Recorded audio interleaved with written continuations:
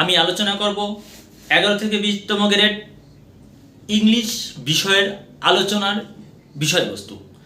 সেটা হচ্ছে ইংলিশের যে বিষয়গুলো আছে সেটা হচ্ছে আমাদের যে 11 থেকে 20 গ্রেডে আমরা ক্লাস 9-10 অথবা ইন্টারমিডিয়েট যে সিলেবাসটা ফলো করেছি ম্যাক্সিমাম প্রশ্নগুলা এই টপিকসগুলোর মধ্যে থাকে।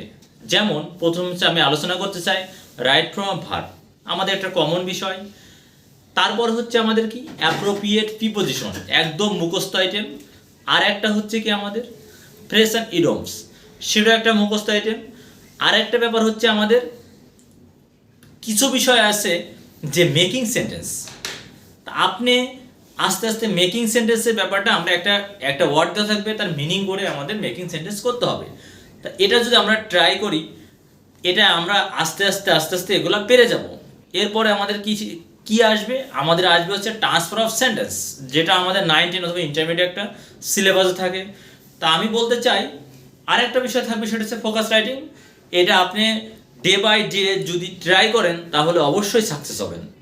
এর জন্য ইংলিশের উপর একটু জোর দিলে আপনার 11 থেকে 20তম গ্রেডের ইংলিশ সিলেবাসটা খুব বেশি বড় না, কিন্তু আপনি এই সিলেবাস কভার করলে আপনি আপনার স্বপ্নের চাকরি 11 থেকে 20তম গ্রেডের পাওয়া সম্ভব। প্রিয় শিক্ষার্থী, আজকের ক্লাসে পর্যন্তই। পরবর্তী ক্লাস পরবর্তী ভিডিওতে পাবেন। ধন্যবাদ সবাইকে।